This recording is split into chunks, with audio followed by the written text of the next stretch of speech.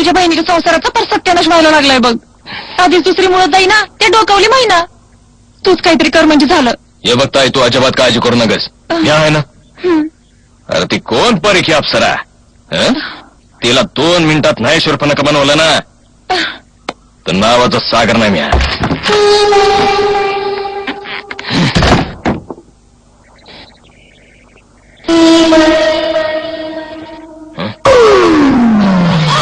सागर तू? राणी तू?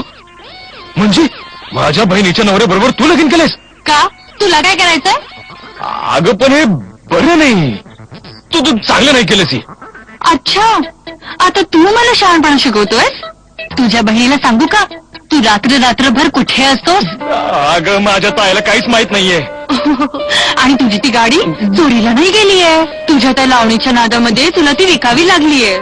हे तर तिला माहित नसेल ना रे. अगं माझी आई, तिला काहीच माहित नाहीये. काय करू? हे बघ, आपण असं करूया. तू कोणालाच काही बोलू नकोस. माझ्या ताईला पण काय बोलू नकोस. मी तुला काय बोलत नाही. मग तर झालं. ठीक आहे, मग आता तू जा.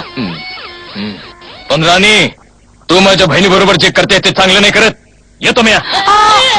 सागर डार्लिंग, असं का करतोस? तुला माझ्या बोलण्याचं खूप खूप वाईट वाटलं का रे? मग आता कसं वाटतंय? लय बरं वाटतंय. मला सुद्धा खरंच बरं वाटतंय. हा सागर, काय चाललंय? काय नाही, कानात हळूच समजवत होतो. याला समजावणं म्हणतात. आत्ताच्या आत्ता इथनं चालता हो आणि पुन्हा पाय ठेवू नको त्या वाड्यात. अगं ताई, चालता हो. आणि काय काय भावाने, तुझ्याकडनं आता हेच बघतील. टावळी कुठली? परी